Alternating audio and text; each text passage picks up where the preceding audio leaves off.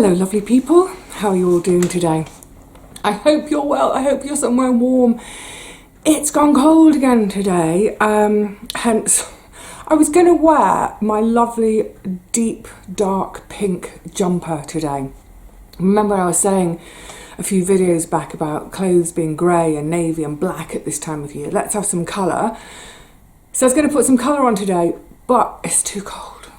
We've got an east wind blowing. Actually, from the screen, that's when you're looking at the screen. Anyway, yeah, we've got this easterly wind blowing at the moment, and it's really bringing some cold air. So I'm all wrapped up. Of course, I've got my blankie on my lap. Never mind, it's still winter, isn't it? So, oh my goodness, right. Let's get the crap out of the way first. And I will try to do this without getting emotional. I'm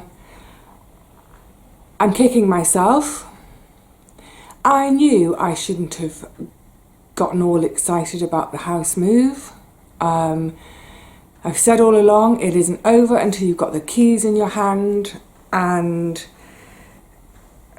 look, it's really complicated. I don't want to get into it too much today because I will start to lose the plot, but at the moment it looks like the whole thing is hanging by a thread. There are a couple of problems, not with my flat, not with me. I've done everything right and my flat is perfect, but there are two cogs in the machine which, let's just say with the metaphor, they're not moving. And yeah, so the whole thing, like I said, the whole thing is hanging by a thread at the moment and is looking to be in real jeopardy. And there's every possibility that this move is going to fall apart at any moment and not happen. And that I will have to start the whole process again. And that I will have had to wave goodbye to £7,000. That's what it will cost me if this doesn't happen. £7,000 is a year's income for me. So I'm not happy bunny, to say the least. When a whole series of phone calls and emails started happening earlier in the week, I had a complete meltdown in the week. That's why I can stay calm about it now. I had a day of shaking, crying, vomiting, even at times. It made me sick. It made me actually physically sick. Because it's a situation where it's something that's out of my control and it doesn't seem fair that this is my life and it is being controlled by someone else. I've always taken absolute responsibility for myself. I've always relied solely on myself. I've never relied on other people. And this is one of the reasons why, because other people let you down. Gosh, I sound cynical and jaded. It's just my life experience. So I've always been self-reliant and I've always taken responsibility. In this case, I can't take responsibility because it's someone else, and it's not a nice feeling. So I've done all my boo-hooing, I've done all my meltdowning a couple of days ago. I'm now just trying to say, okay, what am I going to do? Just got to get on. So I have been. One of the things I've been doing in the last couple of days, and I mentioned it a couple of videos back about this whole process has shown me that I don't have a very good paper trail for my life. You know, I was talking about bills and things to prove address and that sort of thing. And yeah, so in the last couple of days, I've just been making sure that for some things I've put things back to paper billing, for example. But also, you know, things to do with the monies for the house, I'm making sure that paper trail is there and is, you know, fully transparent. So that, for example, if this all does now, if this move doesn't happen and I have to go back on the market, and what's really upsetting is, I think if I go back on the market, I'm still fairly confident of selling this flat. What breaks my heart is the thought of losing my ongoing property, because it took me 2 years to find it. It took me 2 blooming years to find that property, and it's so perfect for me. It's so right for me. I just can't bear the thought of losing it, so I can't think about it. But what I can do is, like I said, this whole sort of arming myself with a paper trail, so that if I do end up back in this situation that I was back in September, October, of preparing documentation, I've got it all. But also part of it was, excuse me, because I was starting to go down the route of, because I thought, because I'd signed the exchange document, I thought I was on the cusp of moving. I started to go down the route of thinking about all my different accounts that are online, because, and this is the other thing about not having paper, because I'm a very visual person, and for me, organising myself, I find it easier to organise myself if I've got paper on my desk that I can see. So when I do my budget for the year, I always do it on paper. Yes, I do my accounts on the computer on my Excel type spreadsheet thing, but I like to do things on paper. I like to be able to see it, and almost, I think, feeling it, having that tactile quality helps as well. So I was thinking about all the different accounts I've got that are online. I don't just mean bank accounts or billing, but all sorts of things. And thinking, you know, and this also draws on something I mentioned recently about the fact that so many websites these days, they just don't have a phone number. So you can, you know, to call someone and ask for help. They'll have like a chat bot, and you know it's a bot because you go through all the permutations and they say, did this help? You say no, and they say bye-bye. So yeah, I was thinking about all those different areas where it's just on the computer, that, for example, if I didn't have the internet when I move, if I don't have the internet straight away, how do I communicate with those different companies? So it's a case of, you know, making a list of phone numbers and email addresses to them so that I could email them, say, from the internet cafe. But also, you know, passwords, usernames, it goes on and on and on. But one of the things that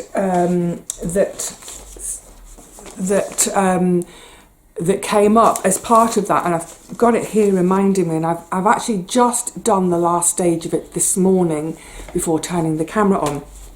And also this partly came out of, excuse me, I've got a bit of a sore throat coming on. It's that time of year, isn't it? So I'll be taking quite a few slugs. You've heard me talking about Martin Lewis before. Martin Lewis, the money saving expert. And he does a show on ITV, which you can watch on demand on your computer. So I missed, I think I've missed one. So I watched it on demand, and it was the one about pensions. Now, the thing about his show is when I watch it, his show, I always watch it with a pad of paper and a pen to hand. Now, more often than not, I don't make any notes. There's nothing to note. I think something that's clear is when you don't have a lot of money, you really make your money work hard for you.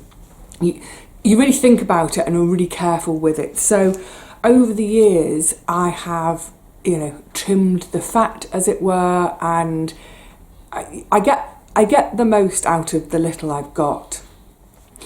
And Martin Lewis has been brilliant for that, because he's, you know, I'll watch one of his shows and it prompts me to think, oh, maybe that's something I haven't looked at for 2 or 3 years, you know, sort of the comparison websites for better deals for bills, for example, or the one that he triggered a couple of years ago. It was after that disastrous Liz Truss prime ministership, when interest rates went through the roof. Now, that was awful for anyone with a mortgage, because mortgage rates shot up. The banks were a bit naughty, actually, because literally overnight they put up the interest rate on mortgages, but with savings, they didn't put the interest rate up for ages. They got quite a ticking off for that. But yeah, Martin Lewis prompted me on that occasion. I thought, oh yeah, because the interest rates have gone up, maybe I can get a better savings account. So he's well worth watching, even if you think, like I think I am, that I'm pretty money savvy. It's always worth a watch. So the one on pensions. Now, I'm going to be relying almost entirely on the state pension. And people have asked me about this before. I get messages from people saying, oh, you know, you can fill in missing years, Vivi. Yes, I know. Been there, done that. My state pension pot is full, and it has been for a few years now. It doesn't matter how much I pay in, I won't get any more state pension. I have no missing years. I've never missed years. I told you, I'm really careful about this kind of stuff. So now when I pay into the pot, it's going towards the NHS, it's going towards the benefit system. My contributions do not help me, but I'm a believer in society, and I believe that we should all be helping each other. So anyway, the point being that this is something that Martin Lewis talks about often, is making sure you've got no missing years. So if you've got missing years, look into it, because I think the date for filling them is fast coming due. But what I was thinking about was my NHS pension, which I know will be minuscule. One of the reasons I was thinking about it was because I was thinking, well, if I move, they won't have my address. How do I get my address to them? And then I thought, actually, I don't have any paperwork, documentation. I didn't even have anything on the computer from them. And I thought, I know it's only going to be a minuscule amount, but I still want it. I've earned it. How is it going to work? So I started to delve into that. There's a portal. Of course there's a portal. So I had to pull this out. It's my last pay slip, to find one tiny little number on it, which is an identifier for me. Fill that in, apply to be allowed to use the portal. And that's all done now. So now when I do move, I can change my address there. But also in the meantime, it means I can look at how much I'm going to get. He keeps talking about my NHS pension, and that, well, at least that will pay a few bills and then you'll have your state pension. No, my NHS pension will not pay any of my bills. And there's a reason for that. And I think folk forget, maybe sometimes, I don't know, but I came to nursing really late in life. It was my third career. You know, I had a long career as an actor, and then I had that chunk of time at the bookshop, and then I came to nursing in my 40s. So I actually only worked in nursing for 4.5 years. Tiny amount of time.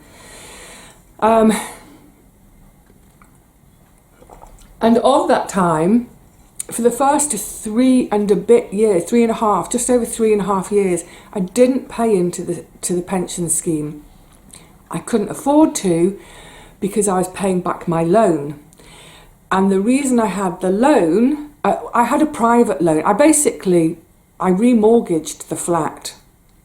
So, get rid of your mortgage, and then suddenly I'm remortgaging to pay to be a student nurse, because I needed to loan more money than the student loan scheme allows. Student loan scheme is great, but at the time I think it was something like a maximum of 5,000 a year. And the reason the student loan scheme is great, it's a government scheme, is because the interest rate is low and you only start to pay it back once you're earning enough money. So, there are people out there who have had a student loan for 20 odd years who've never paid a single penny back because they haven't earned enough. I couldn't go that route. I needed more than 5,000 to survive on. So it's a private loan, interest rate. So I made the decision when I started work that I would focus on paying that off. And thank goodness I did. Thank goodness I did, because now that I'm out of work, essentially, I would still have to repay that loan. If it was a student loan, I wouldn't. An official student loan, I wouldn't have to pay it back. But because it's private, I do have to pay it back. I did have to pay it back, and I just wanted to get rid of it, because we never know what's going to happen in the future. And like I say, thank goodness I did, because there's no way I could afford to be paying back a loan in my life now. Anyway, so as a consequence of that, I only paid into my NHS pension scheme for about 1.5 years, which means my pension... so now that I've got this thing set up online, which is ironic because I started this whole conversation by talking about having a paper trail, but at least now I can inform them of a change of address as and when it happens, that when the time comes, I will then get... I've requested paper documentation as well. If ever they get in touch with me, I've requested it by paper as well as email. But anyway, so I've been able to check this morning to verify I was correct all along. My NHS pension will give me £1.96. It's not quite divisible. It's about £1.96 a week. Call it £2. Actually, no, my pension is not going to pay my bills. It's not my NHS pension. But that's fine. I wasn't banking on it anyway. Banking on my full state pension. Anyway, so yeah, it feels good to... I think what all of this is about is... I think quite simply, I think it's probably obvious to you all, isn't it, is I'm just trying desperately to claw back a little bit of control over my life at the moment, whilst actually there's someone out there who has got complete control over what happens in terms of this move.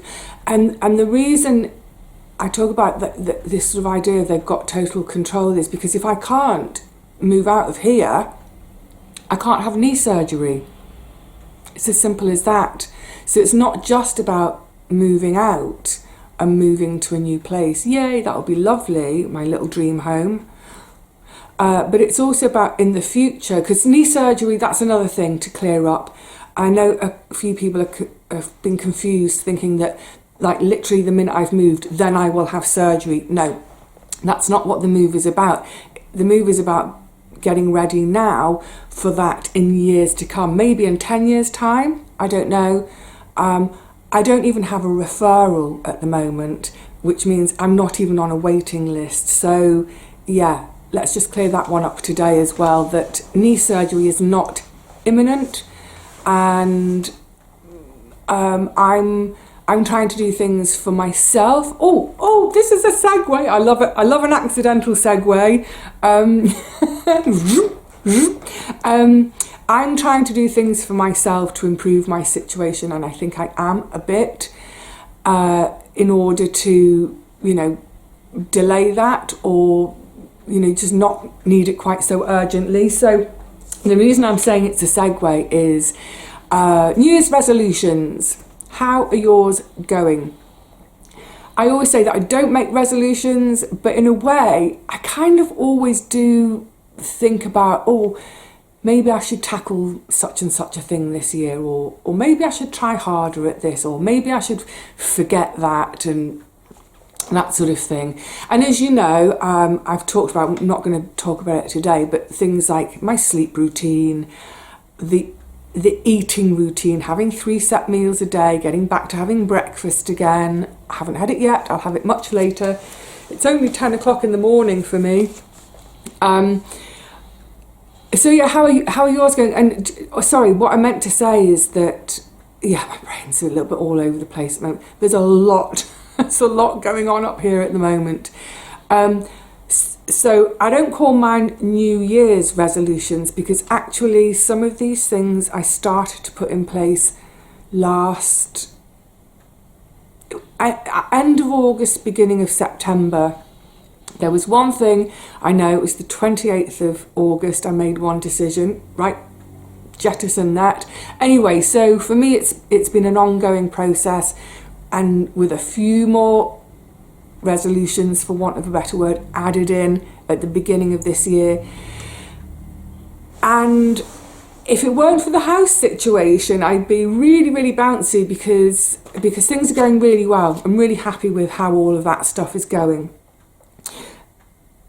one of the things that have made me think about it and think, well, how are your resolutions going, is because I've realised now, I've totted them up, that there are at least 7 of you that I know of who use me as a walking companion, use my videos as a walking companion. So you listen rather than watch when you're out on your walk.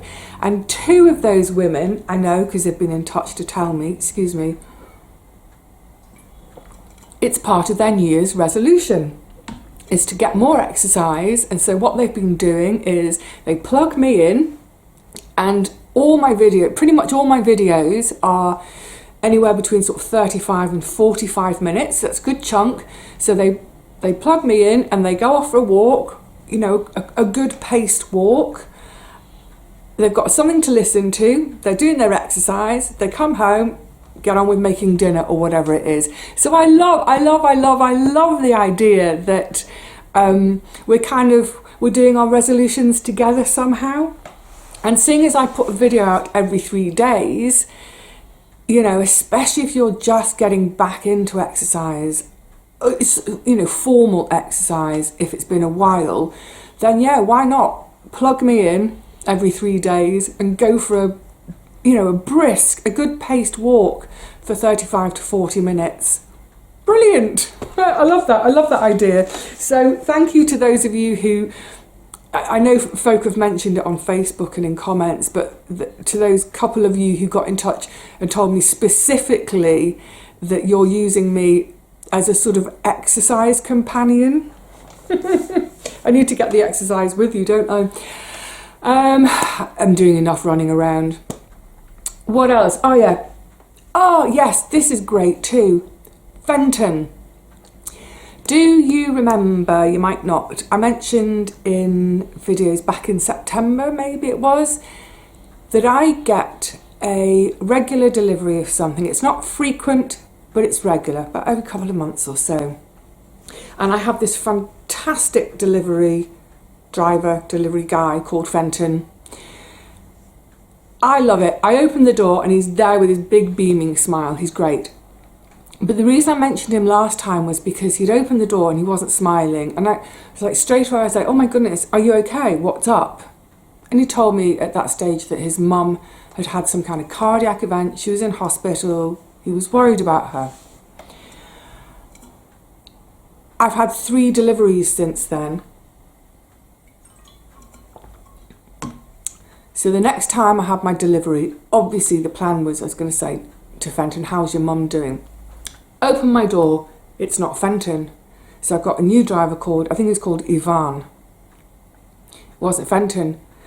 And of course my immediate thought was, oh, is he on compassionate leave? Has his mum died? Oh no. You know, I feel for him. I hope he's okay. Second delivery, open the front door, it's Ivan again. And I thought, oh, maybe his mum has survived, but she's come home and she's poorly and he's having to look after his mum. Anyway, just speculating about a relative stranger's life. Anyway, third delivery, Fenton's back, yay! I was so happy to see him, it's ridiculous. I opened the door and I sort of went, oh, you're back! And I almost went to hug him, forgetting that he doesn't know the machinations of my mind, that I've been worried about him.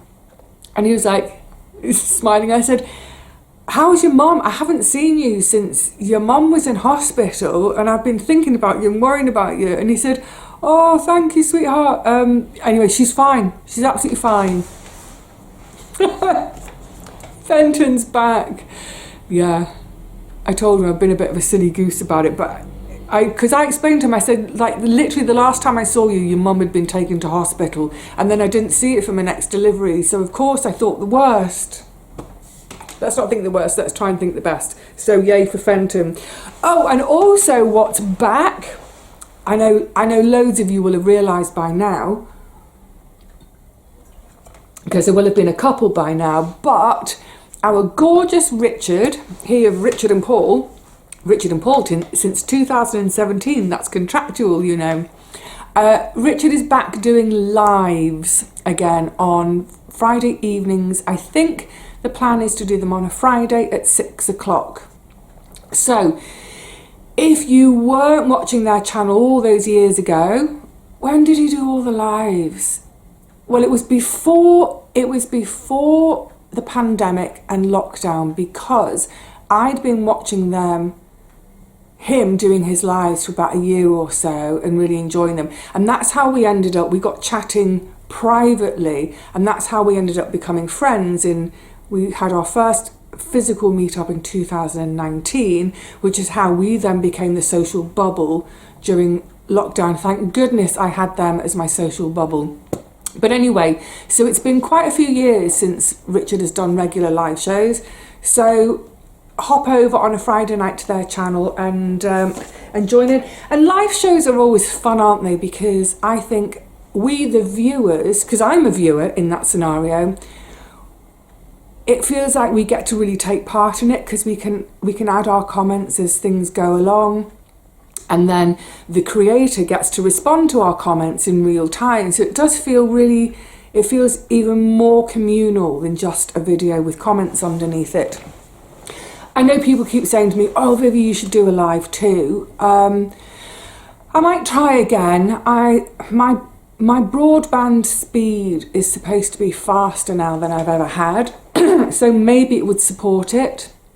The only thing is, I don't know how I can hook this camera up to the internet, to the computer to do it. So it might have to be that it's through the webcam on my laptop, which never produces a particularly lovely picture. And I know, because I use it when I'm chatting to friends overseas, when I'm doing video calling with friends overseas, it always makes my head look like a turnip. It's sort of like purple turnip. It's really unflattering. Maybe if I brought the laptop in front of the window and had better light, I don't know. I might try it again at some point, if folk would be interested in that, if folk would like it. We'll see. Because I think rather like Richard and Paul, I too could do with upping the YouTube income. YouTube's dropped through the floor again. It's been rubbish for about 12 months. I don't know what's going on. But anyway, it is what it is. Right, 2 things left to chat about. I've got a post bag. I want to just say some thank yous, and I've got one I'm going to open but with you. I want to say thank you to Emma in Southport. Hello, Emma. I hope the sun is shining in Southport. Southport, for those who don't know, is on the coast in Lancashire. It was my beach when I was a kid. When I had my tonsils out, I had it done at Southport Hospital. And it was in the days when you're in hospital for 2 weeks for your tonsils. Nowadays, it's done as a day surgery. Yeah, so the hospital right on the promenade. Brilliant. Holiday from parents. I was 6. I loved it. Emma wrote because she'd bought some wild deodorant, didn't get on with it, so she sent them to me, a whole load of them, in a flavour called, I call it a flavour, you know what I mean by flavour, it's called Ocean Mist. Now Emma, in her note, said, I know it's not your preferred fragrance, Emma, it's a lovely fragrance. I ripped it now. I had it open the other day. It's a lovely smell. It's really hard to describe. It is like the smell at the seaside. There's a sort of, it smells fresh, but there's almost a very slight briny tang to it. Not an unpleasant briny tang. It doesn't smell like rotting seaweed. I don't go, oh, rotten seaweed under me pits. Yeah, it's gorgeous. Thank you so much, lovely. I literally just renewed about 3 days ago.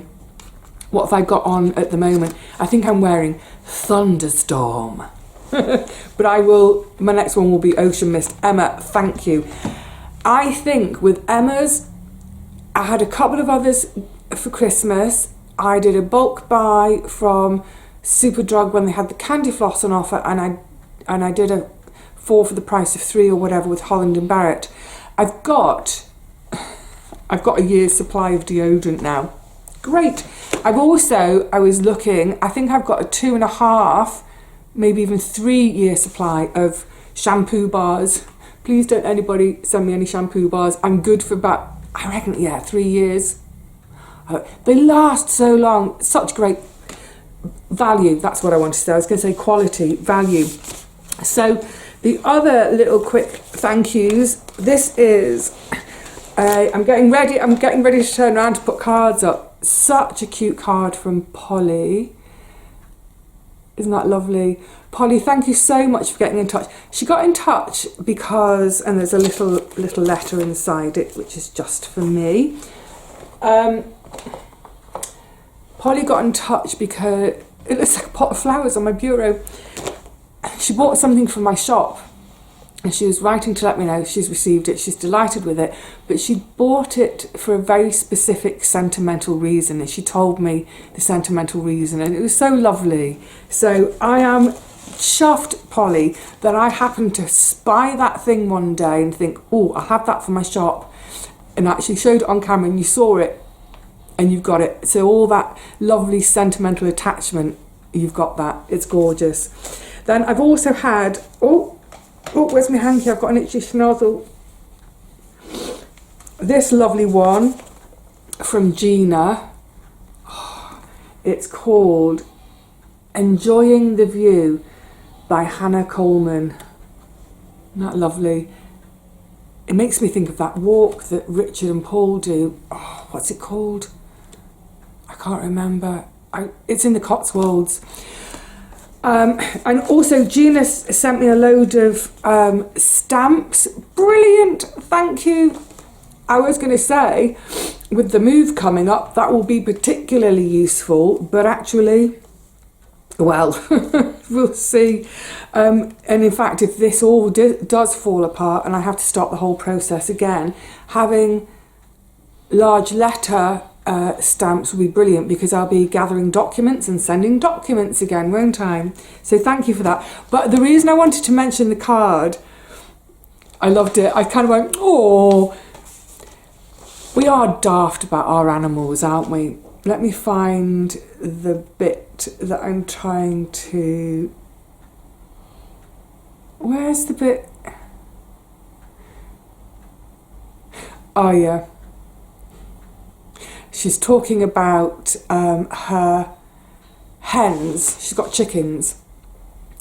And she says, they spent the day in my kitchen during Storm Ewan. I'm not sure if that's how it's pronounced. We had quite a nasty storm recently.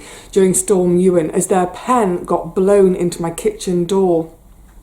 And so I had to make them a makeshift nest in the box, a makeshift nest box in her kitchen. And I just thought, oh, there's a storm raging, she's brought the chickens into the kitchen. I just thought that was so adorable. But then she said my dog and cat were not amused. I laughed at that. It just created such a wonderful picture in my mind of this storm howling, and the chicken house gets flung up against the house, and so she's gone out and grabbed all her chickens and brought them indoors, and there's a cat and there's a dog running, and they're all running and squawking and feathers flapping and the storm howling.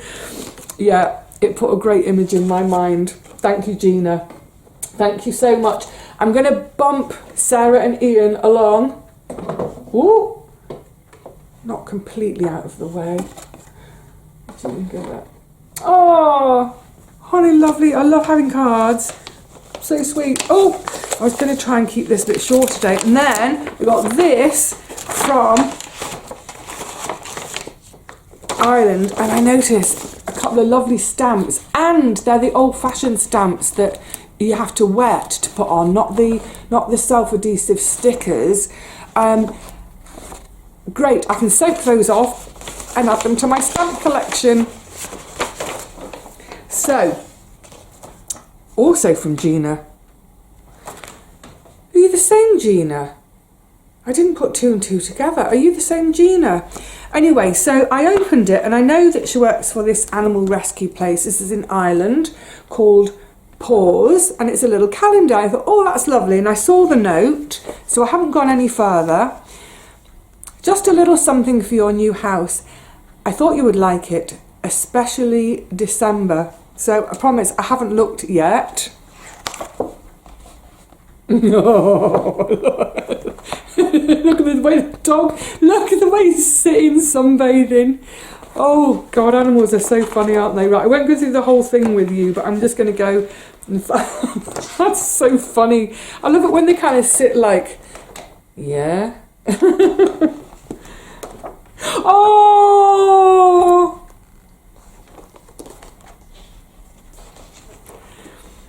It's Charlotte Bronte's little sister. Oh, look at her. What's she called?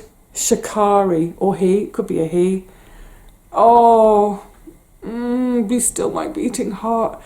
I do love a lurcher or a long dog. Oh, gorgeous. Oh, those just melt me, they melt me. That's so lovely, Gina, thank you. Oh my God, this is going to make me want to... Is this supposed to tempt me into bringing another dog into my life? Look at Archie. Archie's very proud to be wearing that hat. This is so adorable. So if you're... Whereabouts in Ireland are you? In County Tipperary. If you're in County Tipperary... Actually, puppies don't always massively do it for me. Oh, Fionn, oh, look, greyhounds. I love the big sight hounds. Deerhounds, wolfhounds, whippets. Oh, Hope. Hope looks like, I'm going to say she is a Whippet Saluki cross. Oh, she's gorgeous. About the right size. About the right size for a one-bedroom flat. Gina, don't put temptation in my way. Yes, so if you're in County Tipperary and you are, you know, ready to be thinking about rehoming a pet, perhaps you've had a pet death in the last couple of years and you're finally feeling that you might be ready to have another pet in your life, do think about rehoming. And especially if you're in County Tipperary, get over there and rehome. Is it Shikari? I bet Shikari's already gone, as has that lovely little Hope. I love Hope. Thank you, lovely. Right, and finally, Esther, a quickie DVD for you all. Oh gosh, yes, be quick now, Vivi. It's a classic. It's an old one. It's not a classic, sorry, but it's an old one. In the cinema in 1992. So it's 32 years since I've seen it. But I read the book. I must have read the book in the mid-80s. So the book... I watched A River Runs Through It. Oh, such a gorgeous film. Norman MacLean wrote the book. I think the book was published in the 70s, mid-70s. I read it in the mid-80s, loved it. The camera's now trying to focus. I can see because my screen tells me what my camera's trying to focus on. It's trying to focus on Brad now instead of me. Well, of course it would. Yes, and then I saw the film at the Pictures in 92 and just adored it. Having read the book and then seeing the film, I dreamed of Montana and fell in love with the Montana landscape and thought I would love nothing more than to spend 3 or 4 months in the summer. I'm not going to be into your Montana winters, but 3 or 4 months in the summer horse riding across Montana. That was my dream. Anyway, back to the film. Oh my gosh. It's beautifully shot. Now, of course, one of the attractions of the film is the landscape, this beautiful Montana, this beautiful Blackfoot River where they go to fish and muck around as kids. For me, it was the perfect antidote to the kind of madness of everything that's gone on with the house move this week, of just slowing down. There's a scene right at the beginning where the father is teaching the 2 sons to fish and he uses a metronome and they that's me with my fishing rod, and there's a sort of a time beat to it, and that sort of beat gets into us right from the beginning of the film, this lovely slowness and tranquility, but then that's overlaid with the action and the kind of the madness of these two brothers. So essentially it's the story of a family, but especially the two brothers. And one of them, the one that's played by Brad Pitt, I don't know the other actor particularly, Craig Sheffer is the other brother. He's a sort of a cocky little git. We know he's on a self-destructive path. The film, to begin with, there's a lot of voiceover from this Craig Sheffer. I'm sure all of you have seen it. All of you have seen it. But that voiceover right from the beginning, it sort of gives us a sort of feeling of nostalgia, almost even of melancholy. It sets the tone for the whole film, and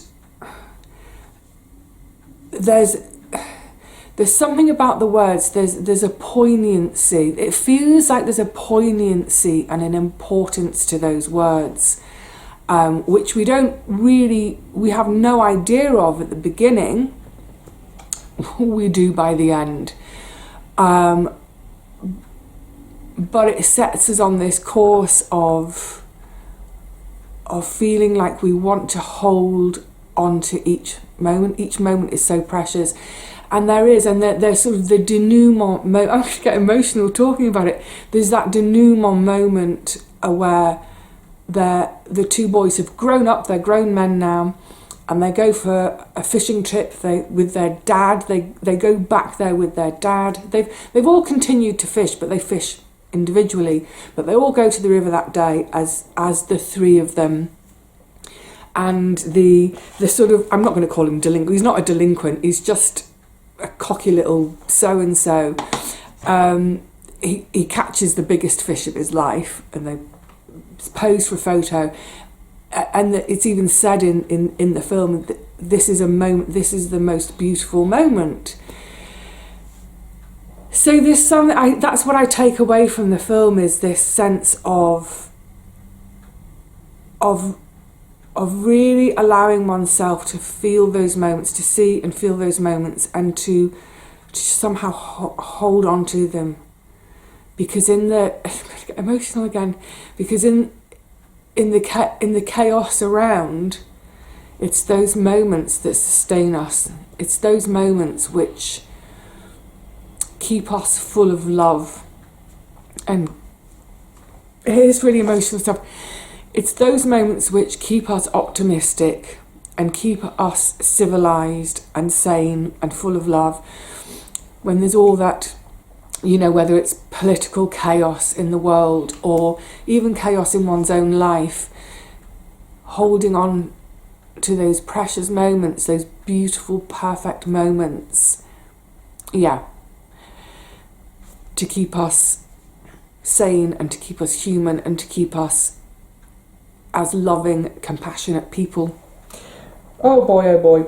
It is a fabulous film. Brad Pitt is perfect casting in the part of Paul. The whole cast is brilliant. Brenda Blethyn, I didn't realise. At first I didn't recognise it's Brenda Blethyn plays the mum, and she's so young and she plays it. She's so pretty. She plays as this pretty young woman. It's lovely. It was a delight to watch it again. And then I thought, I can't quote from anything because of copyright. I really wanted to quote the very last passage of the book because they use it in the film as well, the ending of the film. Robert Redford, his hand is all, he directed it, but you can tell his hand is all over it because it's incredibly romantic in terms of nostalgic, but not romantic as in it's all fluffy bunnies and unicorns. It's not romantic like that at all. It's quite tough in places, but you can tell that Redford obviously adores that part of the world, and he obviously, well, I presume he read the McLean book and thought, I love this, I have to make the film. It feels like that. It feels like there's so much passion from the director in the film too. But yeah, the last lines of the book where the title comes from, a river runs through it, and it's it's incredibly grandiose and profound in some ways, but